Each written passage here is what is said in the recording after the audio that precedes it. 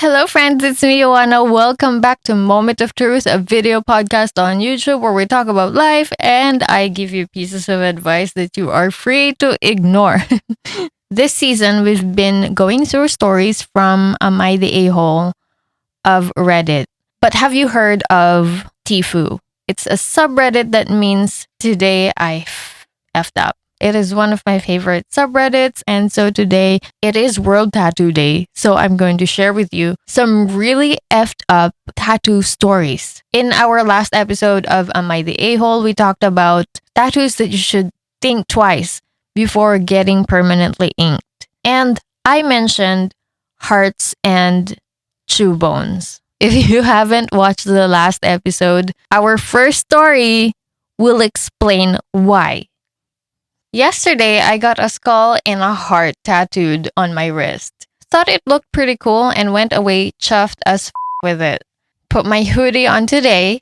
Then, while I was driving, I noticed the top part of the heart, where it makes an M shape, sticking out from my sleeve. And absolutely looks like I've got a ball sack tattooed on my wrist. There's a picture actually. I'll show you a picture. Look at this. That's pretty cool. That's a pretty big heart. It's not as bad as I thought. He adds, the original design had a bottle top at the top of the heart with something coming out of... What? You should have. I mean, I'll support you. Look, it has veins and wrinkles. When your arm hair grows out, you have the full set. I'm gonna swap what wrist I wear my watch on for the time being, so that will hide it. But gonna have to go get it changed ASAP. I sent a video of it to my tattooist, to which she just replied with a video of her laughing hysterically and calling me a because she said I should have had it the other way around. I didn't even consider this being a thing. And I can't figure a way of how to make it look less sack-like at the moment. She's being useless too, as she just finds it hilarious and wants me to suffer for a bit. Wear your heart and balls on your sleeve. Aside from hearts and true bone tattoos, I also included tattoos in a foreign language. Look, I understand why people get Asian characters tattoo. They're just aesthetically cool. But if you're gonna get a foreign language tattooed, it's better if you could get a local translate it for you or proofread it for you. I'm not gonna explain further. Let's just go through a story. Several years ago, my wife and I were visiting a friend and her girlfriend for the weekend. On Saturday night, they threw a party with all of their friends, most of whom were also lesbian couples. I saw that one girl had Chinese characters tattooed on her forearms, so I asked to see them as I had recently been living in China. She was like, "Oh, they're actually Japanese characters. This one, mang, means man. This one, onna, means woman." Basically, I'm trying to describe how all of us exist on a gender continuum between the two and integrate parts of both into our identities to different degrees. I responded, actually, Japanese characters kanji and hanzi are really the same thing. And I don't think that one, man, means man. It actually means 10,000. The correct character for man is otoko. Man and otoko aren't that far off, but the calligraphic style on it would make it hard to replace. I look up and this poor girl is literally in tears. The entire party had come to a standstill as I pompously embarrassed this kid in front of all her friends. She had the tattoo done 2 or 3 years earlier and no one had ever caught it. I had to add, on the bright side, Chinese doesn't really have a plural. So, wan nu is a perfectly grammatical way of saying 10,000 women. Make it a life goal. You know what? It's good to know that it is grammatically correct because she can just add something and make it a whole sentence, like 10,000 women like chicken wings or something. Honestly, I don't know how you can miss this one, because you can get the translation from Google Translate in like under 30 seconds or 10 seconds. You don't want to wait till you get to China or Japan to discover the real meaning of your tattoo. Oh my God. This goes the same for other symbolisms, you know. There are some symbols that can be mistaken for a gang symbol or hate symbol. Have you ever seen the Buddhist or Hindu symbol for prosperity? It is the swastika symbol, and it was beautiful and spiritual until Hitler hijacked it. Maybe one day we will reclaim the symbol, but yeah, it can be a really innocent mistake, just like the next story.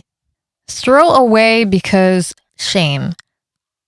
So lately, I've been getting a lot of stupid yet innocent tattoos. I have never really regretted any of them, as most of them were super silly. The other day, I saw a guy on the streets wearing a shirt that read 𝙁𝙍𝙄𝙬 with some cool gothic lettering and the caption, "All cats are beautiful." Unsurprisingly, my found this amusing and walked into the nearest tattoo shop to get it tattooed. Couldn't you wait for a day, or at least until you Google it? When I explained to the artist what it meant, he just laughed. Not an English-speaking country. Later on today, after posting my fresh ink on social media, I started receiving a lot of hate from my acquaintances as they started calling me all sorts of names. Apparently, the real meaning behind 𝙁𝙍𝙄𝙬 is all cops are. Yikes. Not gonna lie, I didn't know about this until today. Now, I can't go shirtless in public in fear of getting harassed by some bootlicker. I'll gladly take everyone's cover-up ideas. I'm not one to have a lot of ideas, but you can add a cat or cats. Can't you just write what it means? All cats are. I mean, I'm a dog person. Can you tell?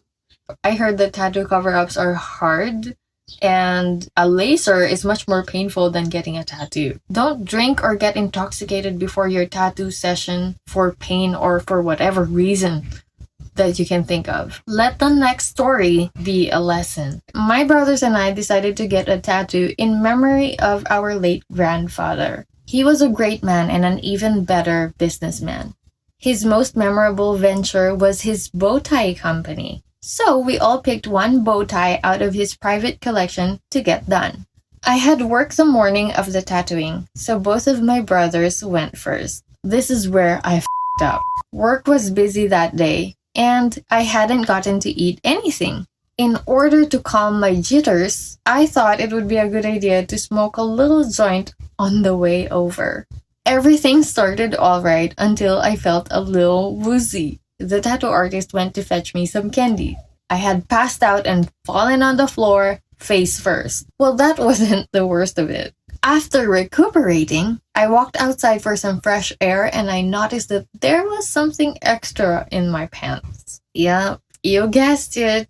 I shit my pants after I passed out. Frantically rushed to the bathroom and ripped my underwear off, threw them away, and used up everything they had to clean myself. He got almost half of the outline done on his first session. It took me a whole year to come back and finish the tattoo. Oh, that's a really cute bow tie. I like it. On the second session, he got the full bow with Grandpa Bill on the bottom. And I even included a little number 2 for the deuce to show that it took twice to get my first ever tattoo. I thought you added the number 2 because you shat your pants. We're not gonna end this episode without a tattoo aftercare story. This story began to unfold a month ago when I had the first part of my back tattoo started. I just got an office job out of college at the end of summer. After my first appointment, the tattoo artist gave me a specific moisturizer to use for the healing process, telling me to apply it 3 to 5 times a day. That's a lot. Seeing as the tattoo was on my back, it was fairly difficult to reach. Being the worrisome person that I am, I fear that if I don't coat my tattoo at least 5 times a day, it'll fade into an ugly blotch of ink, effectively turning my back into a Rorschach test. Every tattoo artist out there is gonna give you a different aftercare. I keep mine simple. I just swear by Aquaphor. However, working 9 hours a day doesn't leave much of a window to do this. So I go to the bathroom every 2.5 hours to apply this crap. So I'm shirtless in the bathroom stall, desperately reaching for my back, with my hands coated in moisturizer. Naturally, I let out a few groans due to my lack of flexibility, and eventually cover the entire piece. I come out to wash my hands, and a coworker sees that they are wet and shiny from the moisturizer. He immediately turns his head and walks out of the bathroom. Weird, I thought. Fast forward today, I had the tattoo finished last night, and it is drier and itchier than ever. So I repeat the process. The same coworker in an office of about 400 people runs into me as I'm leaving the stall and gives me a look of absolute disgust as he walks out. Mind your own business. About an hour ago, I received an email from corporate addressed to the entire company with the subject line, recent lavatory issues. There would be a meeting held about the situation. I brush it off as plumbing problems. But as I'm skimming it, I realize that we've been having a masturbation issue. My laughter quickly turned to dread as I begin to put 2 and 2 together. This guy thinks I'm cranking loads off in the bathroom stalls and told corporate. In the meeting, who do I see across the room but that ass-kicking coworker sitting right next to my manager? The meeting goes on and on, never actually saying the word masturbation, but dropping clues. As I'm leaving, I'm stopped by my manager, a corporate employee, and this who all of a sudden thinks he's Bert Macklin. They sat me down in a conference room, brought up my accusations, and told me that it is inappropriate behavior for an employee at their company, to which I respond, I have a back tattoo that I have to coat in moisturizer daily. They reluctantly believe me, even after I show them the tattoo. But rumors have already spread that I am a frequent stall jerker due to what little funny stories happen in this place. I've been working here for 4 months. You're already making headlines. Too long don't read. Cleaning my tattoo leads coworkers to believe I cleanse sexual demons in the bathroom. Okay, first off, don't they need evidence for that? You know what I mean? Like, shouldn't you have taken a photo as proof? And if he did, would both of you get fired? He adds, I've talked to HR about everything, bringing up some points made by all of you in the comments, and they've since apologized for not handling the situation better, and asked if I wanted to file a formal complaint. I chose not to, mainly because I don't see it as a huge deal, and he's known around the office to be an ass-kicking douche. So in the end, everyone is siding with me. He had a meeting with HR this morning and came to me about 20 minutes ago to give me the most reluctant apology I've ever heard. It looked like it physically pained him. Everything is now in the past, though I still get the occasional, hey, if you're going to the bathroom, I have a Maxim magazine that you can use joke. Well, happy World Tattoo Day. If you like this video, do not forget to hit the like and subscribe button. I will see you in the next video. Bye-bye.